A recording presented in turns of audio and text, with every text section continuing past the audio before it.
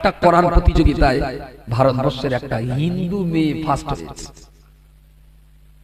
হিন্দু মেয়ে, আমাদের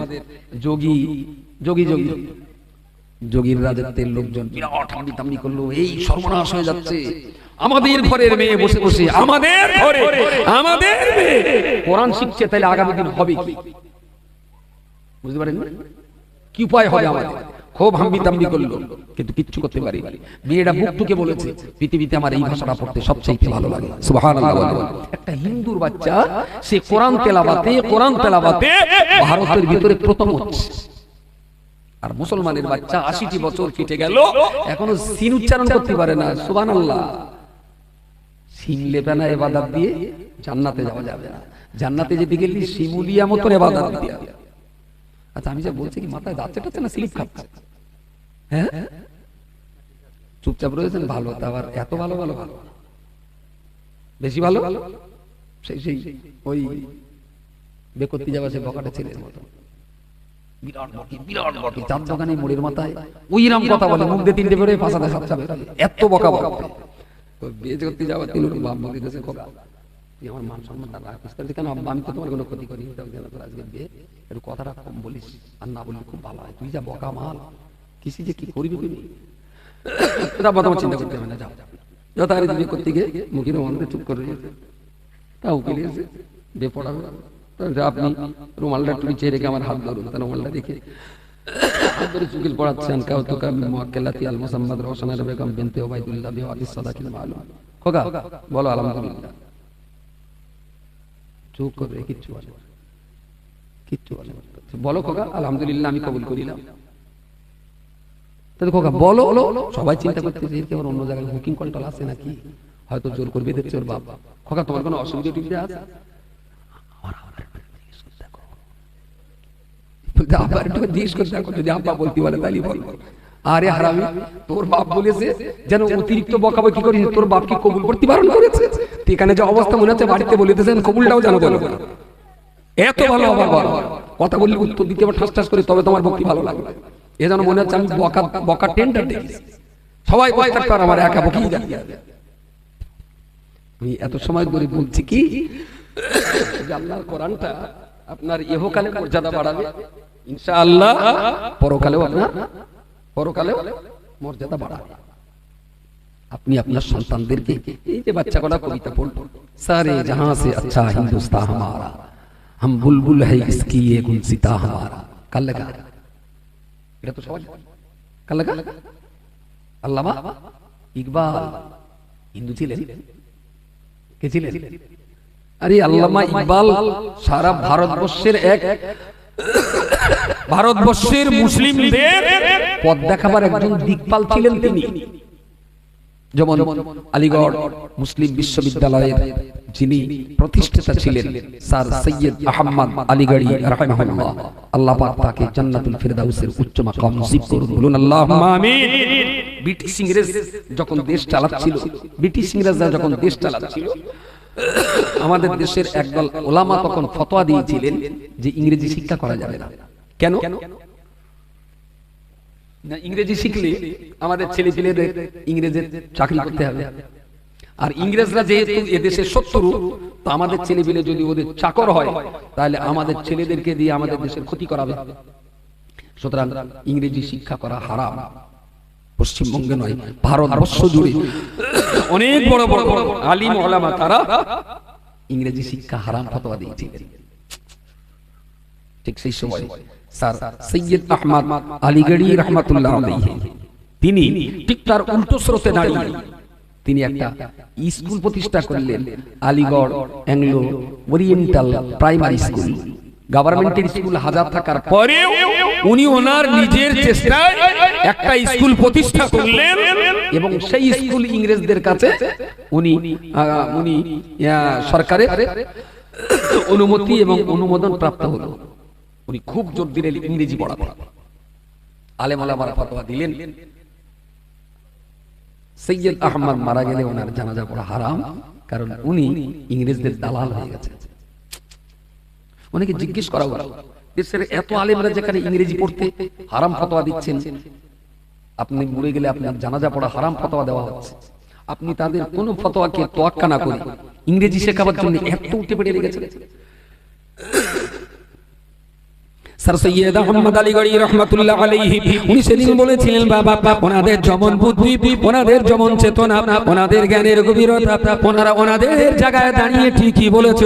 কিন্তু আমি সৈয়দ আহমদ, আমার মনে হয়েছে আমাদের ছেলেপিলে যদি ভালো ইংরেজিতে কথা বলতে পারে, আমাদের ছেলেপিলে যদি ভালো ইংরেজি শিখতে পারে, তাহলে ইংরেজদের ভিতরে আমাদের ছেলেরা ঢুকে যাবে, ওদের অফিস আদালতের কর্মী হবে, ইংরেজদের কোর্টের উকিল হবে আমার ছেলেটা, ইংরেজদের ফ্লাইটের ড্রাইভার হবে, পাইলট হবে আমার ছেলেটা, আমার মেয়েটা ইংরেজদের মাটির কোম্পানি ট্রেনের ড্রাইভার হবে, আমার নাতিরা, আমার পত্নীটা।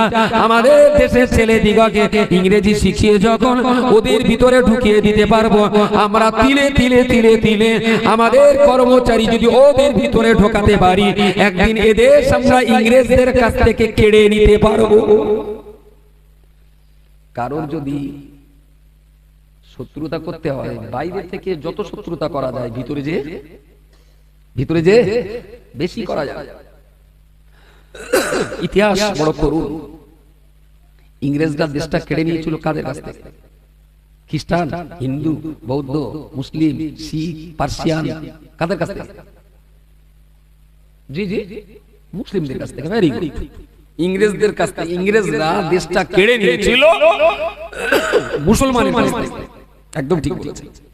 বাংলার শেষ স্বাধীন নবাব ছিলেন সিরাজউদ্দৌলা।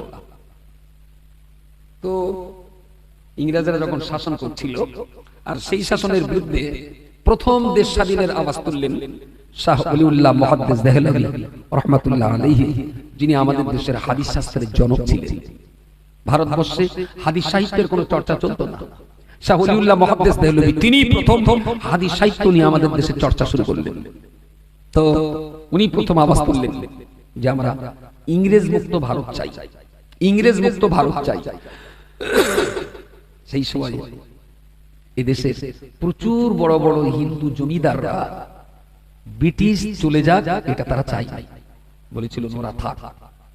সাভারকার, যাকে বীর বলা হয়, গোলওয়ালকার, এরা প্রত্যেকটা হলো ব্রিটিশ ইংরেজের দালাল।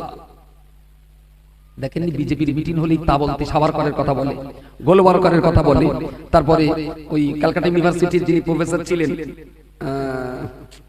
ভুলে যাচ্ছি, যিনি বিজেপির আগে এই দলটার নাম ছিল আরএসএস এর প্রতিষ্ঠা 1926 সালে।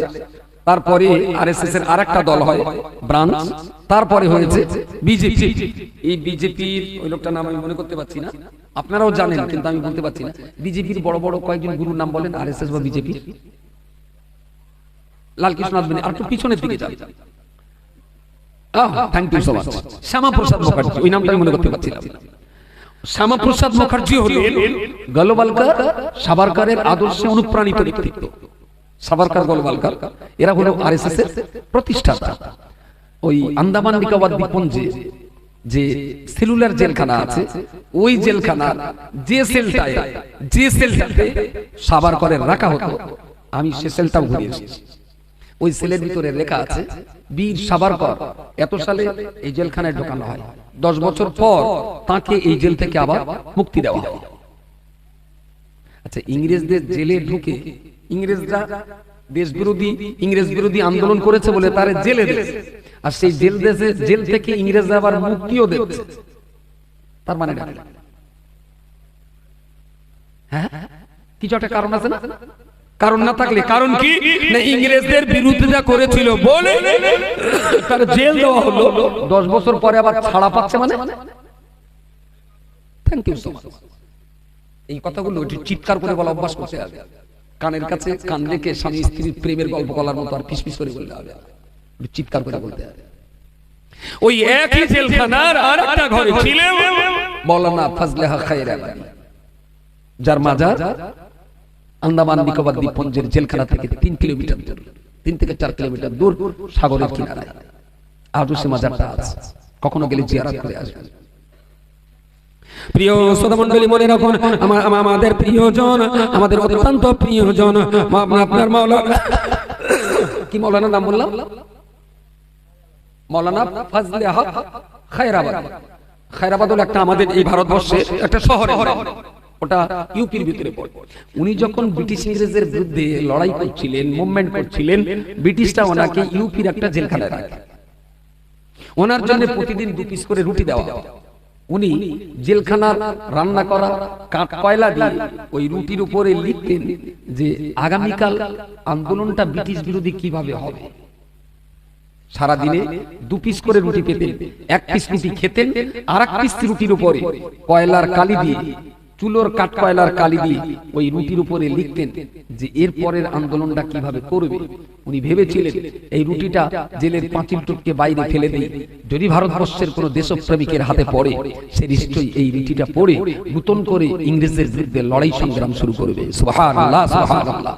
24 ঘন্টা 2 পিস রুটি পাওয়া না, তার 1 পিস রুটি খেতেন, আর 1 পিস রুটিতে লিখে লিখে লিখে লিখে আন্দোলন করতেন। বাইরের আন্দোলন করুক, নিচে লিখে দিতেন ফাজলা খায়রাবাদ। এই রুটি পড়ে মুসলিমরা আন্দোলনে আরো জোরদার হয়ে গেল। একটা মানুষ 24 ঘন্টায় 2 পিস রুটি পায়, তার একটা রুটি আমাদেরকে দেয় আন্দোলনের জন্য। জেলখানার ভিতরে বসে মুসলমানরা খাওয়া দাওয়া ছেড়ে দিয়ে ব্রিটিশের বিরুদ্ধে আন্দোলনে তারা লেগে পড়ল। হিন্দু ভাইরা যে আন্দোলন করেননি এ কথা ভুল। বিনয় বাদল, দীনেশ, মাতঙ্গিনী হাজরা, তারপরে নেতাজি সুভাষচন্দ্র বোস, তারা যথেষ্ট আন্দোলন করেছেন, আমরা কৃতজ্ঞ। কিন্তু এটা মনে রাখতে হবে, আন্দোলনের প্রথম সূত্রপাতে হিন্দুরা এতে মাথা গলায়নি। যদি বলেন কারণ কি ছিল, কারণ এটা ছিল, ধরুন আমরা সবাই ট্রেনে গেছি, কত একটা যাব, একটা কম্পার্টমেন্টে আমরা সবাই, সেই কম্পার্টমেন্টে একজন পকেট মার উঠে আমার পকেট থেকে 10,000 টাকার মানবেন তুলে নিয়েছে। এখন আমি পকেট মার চিল্লা বিল্লা করতেই গেটের দ্বারা যারা ছিল ওরা পকেট মার ধরে ফেলেছে। ধরে ফেলেই তো চলন্ত ট্রেনে মারতে চলছে। স্টেশনে ওই আপনার জিআরপি চলে এলো, রেল পুলিশ চলে এলো, কি ব্যাপার, না লোক টাকা নিয়ে গেছে। এখন তার পকেট চেক করে, ঝোলা চেক করে 10,000 টাকাও পাওয়া গেল। টাকাটা মালিক কেডা হলো? টাকার মালিক কেডা হলো? যার কাছ থেকে, আর যারা আমার ওই টাকাটা বের করার জন্য চোর ধরে লড়াই করেছে, বলেন ওরা বড় জোর দাবি করতে পারে ভাই টাকাটা তো তোমার, তোমরা সবাই মিলে উদ্ধার করলে তা তুমি একটু চা খাওয়াও, আর একটু বিহারের সমস্যা খাওয়াও। বিহারের সমস্যা প্রথমবারে যখন বাইরে যাই, খেলা টাটানগর পার হয়ে যেই বিহারে ঢোকা অবস্থা, সমস্যা দেবো, সমস্যা মেটাতে তো বোম্বে যাচ্ছি, এখানে সেই সমস্যা। পরে গিয়ে দেখলাম সিঙ্গাড়া, বাংলা সিঙ্গাড়া নন বেঙ্গলির কাছে হয় সমস্যা। যাক ভালো, তাহলে আমার টাকা উদ্ধার করে সবাই, কিন্তু টাকাটা পাওনাদার মূল যার পকেট মারি হয়েছে, টাকাটা তারই পাওনা। সেই ইচ্ছা করে কিছু চা পানি টিফিন তার সঙ্গে পাঙ্গদের খাওয়া দিতে পারে। আমি বলবো দেওয়া উচিত, কারণ আমি একা একাই নিতে পারতাম না, সবাই সহযোগিতা করেছে। আরে 10,000 তো এই কজনের হোটেলে বিরিয়ানি খাইয়ে দেবো, যাবে 1,000, যা পুরো তো চলে যাচ্ছিল, পেলাম তো 9,000। ইংরেজদের কাছ, ইংরেজরা দেশটা কেড়েছিল কাদের কাছ থেকে? এদেশের ভূস্বামী জমিদার হিন্দুরা জানতেন যে ইংরেজদের কাছ থেকে যদি এই পকেট মারা টাকা যদি উদ্ধার হয় তাহলে ফিরিয়ে দিতে হবে কাদের? কথা বলেন। এই হিসাবটা করে রেখে ওরা ব্রিটিশ তাড়াবার কোনো মুভমেন্ট অংশ নিত না। জানে দেশ তো ওদের দেশ, ওরাই তো চালাতো, ইংরেজ তো কেড়ে নিয়েছে ওদের কাছ থেকে, সুতরাং ও টাকা উদ্ধার হলি তো ওরা পাবে, এতে কেন আমি জীবন দিতে যাব? আন্দোলন শুরু হবার প্রায় 100 বছর হিন্দুরা এই আন্দোলনে খুব একটা যুক্ত হয়। হ্যাঁ, দলিত, আদিবাসী, বিনয় বাদল, দীনেশের মতো যারা সিডিল কাস্ট, সিডিল ট্রাইব ছিল, তারা কিন্তু একটু পরেই মুসলমানদের সঙ্গে যোগদান করেছিল। চ্যাটার্জি, ব্যানার্জি, উচ্চ বংশীয় রাজন্য বর্গের যারা জমিদার, তারা কিন্তু ব্রিটিশ বিরোধী যুদ্ধে যুক্ত হয়নি। আর দিল্লি গেটে তো শহীদদের নাম লেখা আছে, দিল্লি গেটে, দিল্লি না বোম্বে, দিল্লি গেটে আলহামদুলিল্লাহ, মাশাআল্লাহ, জাযাকাল্লাহ, ওর ভেতরে একটাও সাহানিক, একটাও মোদি। 65,000 শুধু মুসলমান আছে, আর ওর গায়ে যত শহীদের নাম লেখা আছে, অমিত শাহ, নরেন্দ্র মোদী, যোগী আদিত্যনাথ, এদের বংশের একটাও ইংরেজ তাড়াবার জন্য প্রাণ দেয়নি। এরা ছিল তো সবাই ইংরেজের দালাল, সব গোষ্ঠী সব ইংরেজের দালাল। মৌলানা ফজলে খায়রাবাদী কোর্টে তোলা হলো যে আপনি জেলখানার ভেতরে থেকে এরকম রুটিতে লিখে দেন, তাহলে হ্যাঁ হ্যাঁ সুবহানাল্লাহ। ও সব উসপিস করা এড়ো টেড়ো কোনো উত্তর না, বলছে হ্যাঁ দেই। তো বলছে দেন কেন? তো বলছে ব্রিটিশ উৎখাত করার জন্য দেই। তো বলছে জানেন আপনাকে মুক্তি দেওয়া হবে, শুধু একবার বলুন ভুল করেছি। উকিল খুব বোঝালেন যে একবার শুধু বলুন ভুল করেছি। উনি কাঠগড়ায় দাঁড়িয়ে বললেন যা করেছি বেশ করেছি, সুযোগ পেলে আবার করবো।